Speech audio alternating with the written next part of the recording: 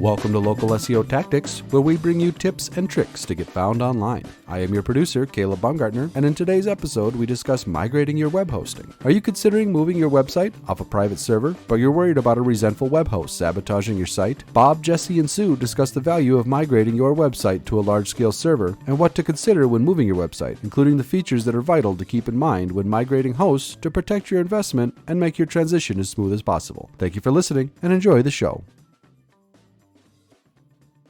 Welcome back to Local SEO Tactics, where we bring you tips and tricks to get found online. I'm your host, Jesse Dolan, here today with Bob Brennan and Sue Ginsberg. How you guys doing? Excellent. Really great. I think Sue must be on the other side of the world. It looks a little like it's nighttime there. It's the best picture that I could find. Yes, we have a listener's question today from Buffalo, New York. So there we have a beautiful evening skyline of Buffalo, New York. Go Sabres. Perfect. Bob, we're supposed to be Wild fans, aren't we? Well, you know, you got to throw a ball. Go Bills. No, go ahead, Sue. What kind of question do we got today for that? Okay. Today we have a really interesting question about changing web hosting companies.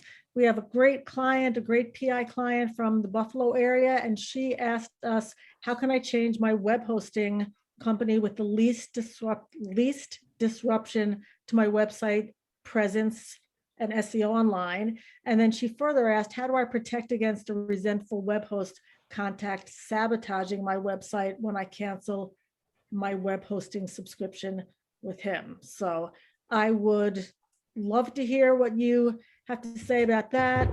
Purpose of this discussion today is to find out for all of our listeners, best way to do this, and even to bring to the forefront of their minds, yeah, web hosting relationship can be forever, but it doesn't have to be if you found something better or if they're not serving your needs. And I think that what stops people from even thinking about this is you put it on a monthly subscription, you're not thinking about it, it just gets paid every month until something happens when you realize, hey, I could be doing this for cheaper or getting better service or with somebody else who could be helping me. It's just not always top of mind. So today's plan is to help our clients and listeners understand the difference between web hosts and how it can save you money, get you better service, what a web hosting platform can do for you. And why would we do that? Save you money, make it easier for you, help you out, make it go smoother. Everybody wants things to run smoothly in their business and not have to deal with that. So yes, this question comes today from one of our clients who is in this exact situation. So we know that this is not a question that is unique to her, and think that it'll help everybody today. And following along a quote from Tony Robbins, the quote for today is, by changing nothing, nothing changes.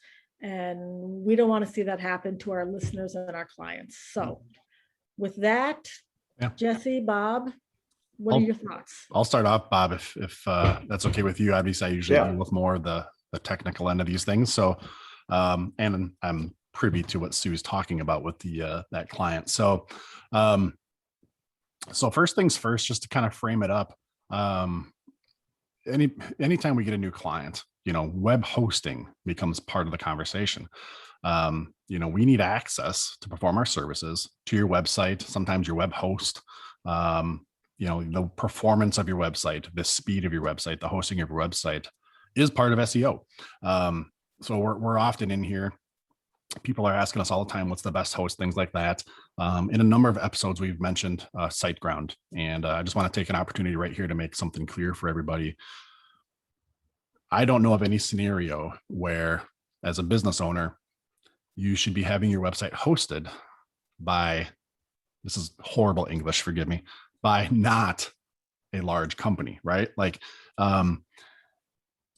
it's cool to have intimate service, and to be personal with someone, but for your website, I would much rather have it hosted by a large company with redundancy, with scale, with lots of people, 24/7 tech support, If I have the impression that my website is hosted on a person's computer or a person's server, like I know the location, it's in their house, in their basement, or their back office, that'd make me nervous.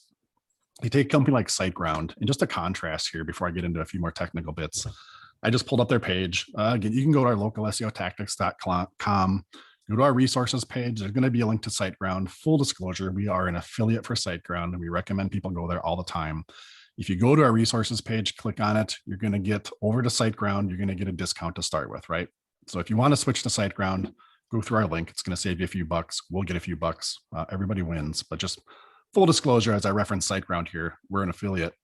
Their pricing here is to start with, like grow big, their middle plan, $9.99 a month, $25 a month usually, right? So let's just say if it's 25 bucks a month, you're getting a top-notch web hosting company for 25 bucks a month. You're getting 24/7 support. You're getting people that are experts in WordPress, which is the universe we usually live in for websites here is WordPress. It's going to be fast. They have a ton of tools like for free migration. I mean, this is their specialty, right? Is doing this for 25 bucks a month. If you're going to use somebody that's smaller, maybe not even a specialist in this, what are you saving? $5 a month, 10 bucks a month? Like what? So right there, I just challenge everybody listening. If you're sitting there writing the check for your web hosting for your company, what are you paying? Are you paying 10, 20, 30 bucks a month? How does that compare to a $25 or even a $35 plan with a dedicated host who specializes in doing this with redundancy and security and all these other layers?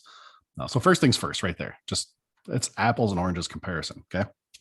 So if you can't tell, my suggestion here is, of course, move to a large, reputable web host whenever possible. That being said, that wasn't necessarily the question, but just setting the stage. The question is, how do I do this, right, without screwing things up, right? Or in the case of a client here we're talking about, how do they do it in a tactful way that the person currently hosting their website, maintaining their website, has all the keys to their website? How do they migrate without getting either blackmailed, which is probably the wrong word, or held hostage, because it's their property. So first things first here, as a business owner, you should hold the keys. There's a few elements for your website, which not everybody always thinks of, but first you have to have your .com, your domain name, right? You own that. You bought that. That's registered somewhere. Let's just say like GoDaddy. You go out and you buy, jessedolan.com. Now you own that website and you're paying for that every year. That might be 10 or 15 or 20 bucks a month, depending on your host, or I'm sorry, your register, domain register. Now you have a website name, you have an address. Now you actually have to host a website somewhere. There has to be a server or a computer somewhere that your actual website files and database is hosted on. That way people, when they go to your domain, they see a website. That's what we're talking about right here. That's what you're paying for every month for a web host, is computer space somewhere to have your website. The last element you're going to have is your actual website itself, right? So now we've got the name, our address, we've got a computer, a server to host it on. Now we have an actual website. All three of those potentially have different login, password, credentials, portals, things like that. You're going to want to make sure you have all that information. Again, in the case of this client, if there's a single company instead of 3 companies that have all that, they should give that to you. You should have that information. It shouldn't be held hostage. You're free to do whatever you want with this stuff. It's not their website. It's not their .com, their domain. It's yours. The last piece, which kind of gets overlooked when we talk about these migrations, is your email. A lot of times if people switch from one web host to another, they don't realize you're going to have to kind of reset your email, if you will, right? So like on my iPhone, I've got our intrix.com email connected to my phone, just like we all do. If we switch to a different web host, I'm gonna have to go in there, enter in the new email server, maybe re-enter my password, get credentials, authorizations, things like that. Don't forget about that part, because you may switch your web host one day and wake up tomorrow and my email's not working. What's going on? Well, you didn't set up a new email account at your new web host, and now everything's gone. There's some idiosyncrasies in that email part, which I'm not going to get super deep into here. That's kind of the last and the fourth piece there. Domain name, where you're hosting your website, your actual website itself to get in there and edit, and then your email addresses. So how do you switch? I swear to God, I'm going to get to the answer of this, right? If you guys stay with me, how do you switch? First things first, get your information for those 4 things, right? Get your login and password for the ability to administrate and manage those 4 things. Once you have them, let's just say if you're going to switch from web hosting company A over to SiteGround, if you have that information that I just mentioned, you can contact SiteGround or any other large reputable web host. They'll do all the heavy work for you. They'll just say, all right, what are we working with? Okay, do you have the username and password for this? All right, let's enter it in. Let's get it transferred. All right, you're going to have to wait 3 days and then this will happen, or kind of whatever. Timelines will be different for different hosts. But if you hold those keys and hold that information, you're good to go. You may not be able to do it yourself. Don't expect to do it yourself. Have an expert do it. If for some reason, like your web host company can't do it, you can reach out to an agency like us. If people are doing websites and SEO and living in this universe, going to be well-versed in it. We're well-versed in it, right? So you don't have to do it on your own, but you definitely have to have those keys, those authorizations, and save those, right? So if you go to SiteGround and you switch over to SiteGround, now you're going to have a new login for SiteGround. You have a new username, new password. Keep that somewhere too. Again, you don't want to be beholden to hosting company A. You don't want to be beholden to SiteGround either. This is your property. This is your asset as a business. Yeah, and I would throw this out there is if you're, the person that's asked this question, basically, if the hosting person, and it sounds like a 1-man, 2-man show type of deal in their parents' basement or something. This is really kind of an intellectual property issue, in that if they are not going to do it, say, hey, you're impeding my business. I own this domain. Unless there's charges that, or there's a good reason why you're not allowing me to take this and go, and there's some other fees, legitimate fees that I'm not seeing here. Yeah. I'll have my attorney contact you. And if I was running the show, I'd call an intellectual property attorney, and because essentially that's what this is, or what have you. It's anybody that's in a technology attorney field, and say, look, this guy's not giving me my domain. Can you, is it worth paying them $200 for them to make a call and say, look, you're impeding this person's business. You have, less than 12 hours to turn over all passwords, all, portal keys, whatever the deal is, to allow them to move their website, which is theirs, over to another hosting service. And that, cut and dry, that's how I'd approach it.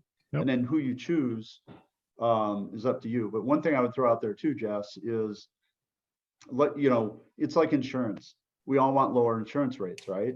Well, all that comes at a trade-off many times. And in that you can have a lower premium, but you may not, when it comes to a claim, you may not get the claim that you wanted or the service that you wanted on that claim. And it's really tough to kind of vet that out. I would assume you could do research through Consumer Reports and some others. Now with web hosting, I'm going to throw this back at you, Jess. Are there ways, like, I just know, like, if it was me, I would, was considered shifting to SiteGround or somebody else.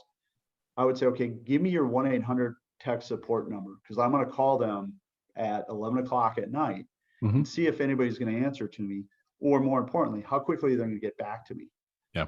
Because if they're not getting back to you, and I don't know what's acceptable in terms of tech support, Jess, hours, days, minutes? Great question.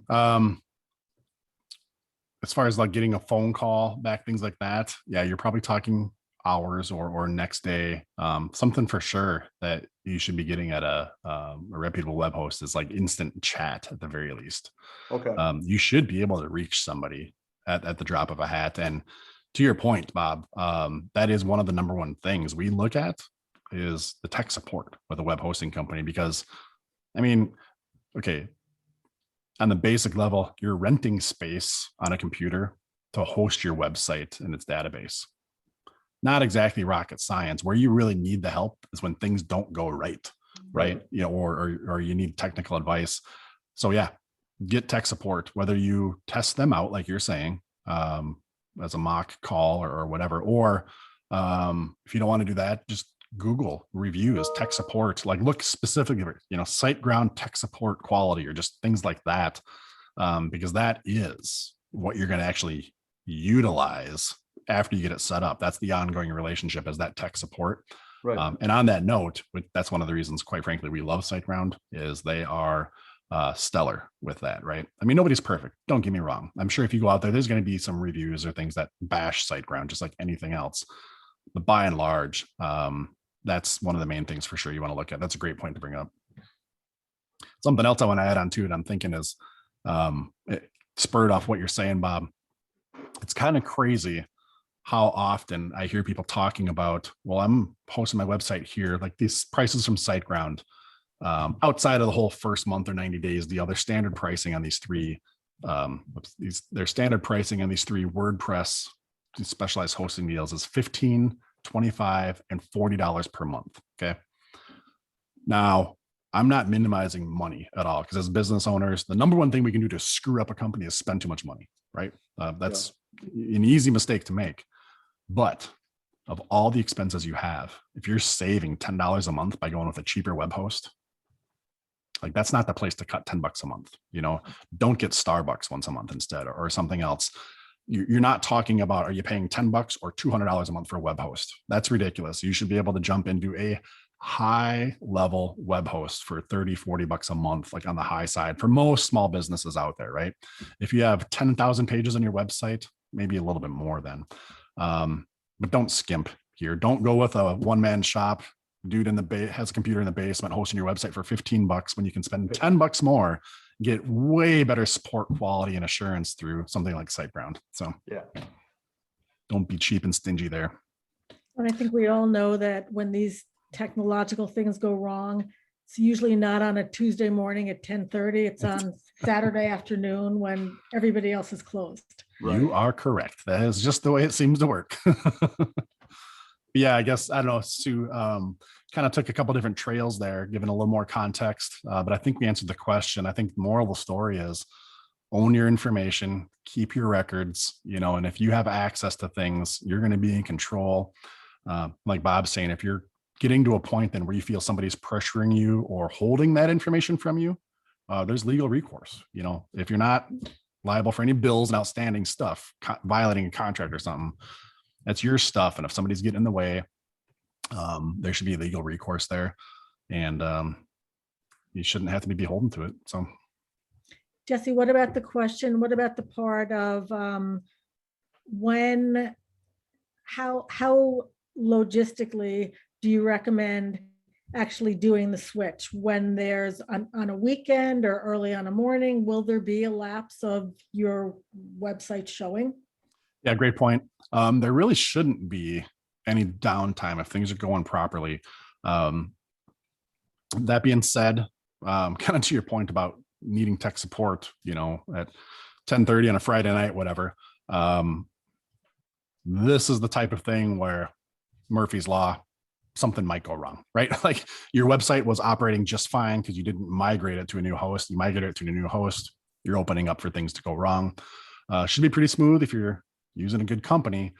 That being said, it's always a good best practice to do it during downtime. Don't do it at 1 p.m. Tuesday afternoon in the heart of business, because if something goes wrong, you're losing leads and exposure, right? So after hours or late in the day or early in the morning, things like that. It's technology. So, nothing's ever guaranteed to be perfect. So plan on it accordingly. That being said, the smaller you are for a business, the less traffic you have, the lower your exposure, the more I wouldn't worry about that. If you only get a few visitors per day or maybe a lead or two per month, if your website just isn't like this crazy lead generating machine, and you're like, if it's down for a few hours, nobody's going to care. Right. Yeah, then do it in the middle of the day on Tuesday, whatever. That's fine. There's not a wrong time to do it. Just be cognizant of if something goes wrong, how big of an impact is it to me? And if I can schedule myself, my team, SiteGround, whatever tech support, if we can plan on doing it during more of a downtime, then I would definitely opt for that. So the point you made about the business owner is the owner of their technology, even though many business owners with technology feel like they're farming it out and they just don't have control over it. But your point about, yeah, this belongs to the business. Technology companies who are supporting you have access to it and they have their role, but in the end, you are the owner of it. It's yours, part of the business. Yep. Yeah, and you got to own that. You got to own it just like accounting, right? Nobody loves accounting, but you darn well better have a good understanding of it, or you're not going to be around. So yep. It's a major asset for your business, right? Yeah.